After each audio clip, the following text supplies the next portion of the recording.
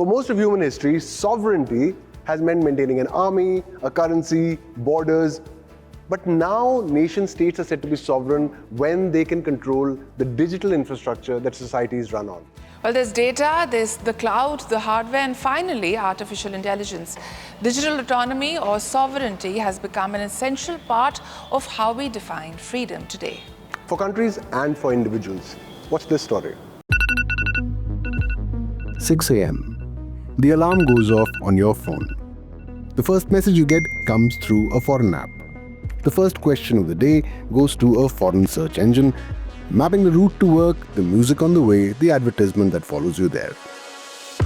Before you've settled down to your day at work, you've already handed over most of your day to 5 or 6 companies, none of which are in India.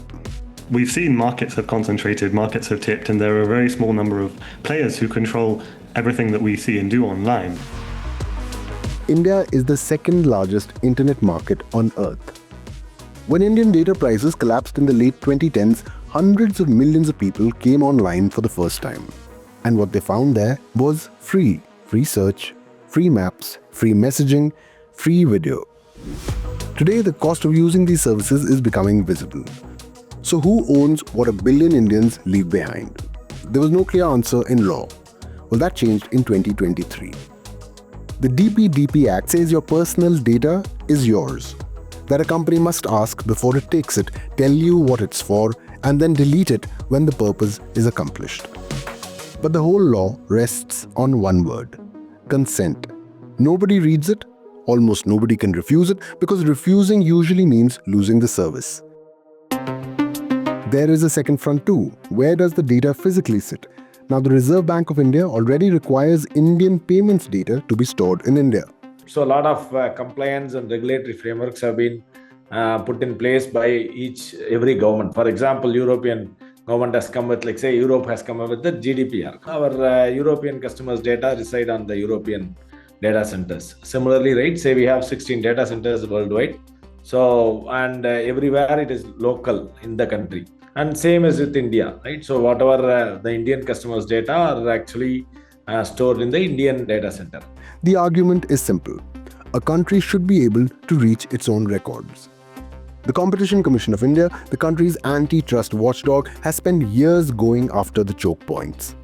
In 2022, it fined Google over its Play Store billing rules for forcing developers to use Google's own payment system and taking a cut. Today, the most of the internet access are happening through the mobile apps.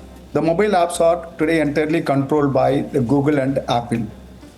You may know that the recent fight with Google was Google wants to make it mandatory that the digital services company should use Google billing payment system and pay 30% commission to Google.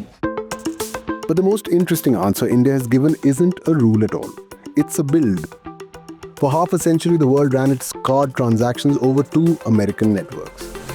India built UPI, a public rail that any bank or app can plug into, and in under a decade, it's taken over retail payments in this country. The fruit seller with a QR code is not a small story, it is infrastructure that we own.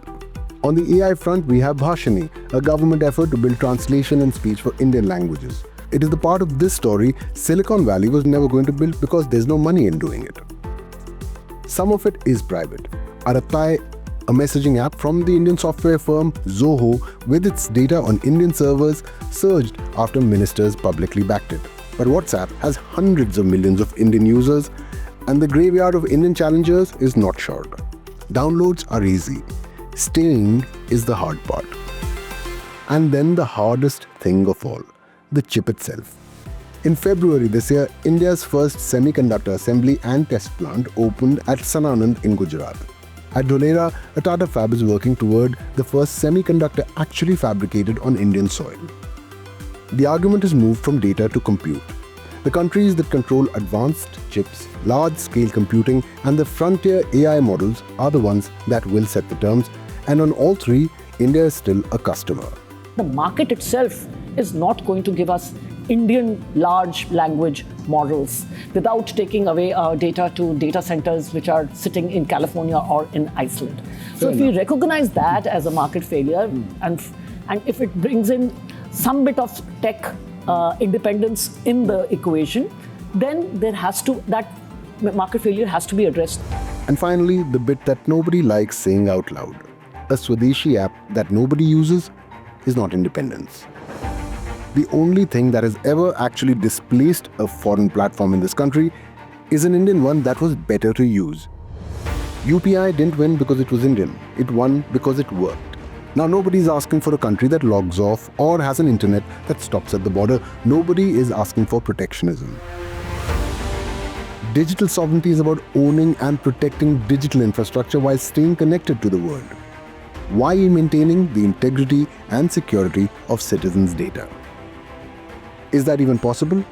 Not just India, but countries around the world are still working that one out.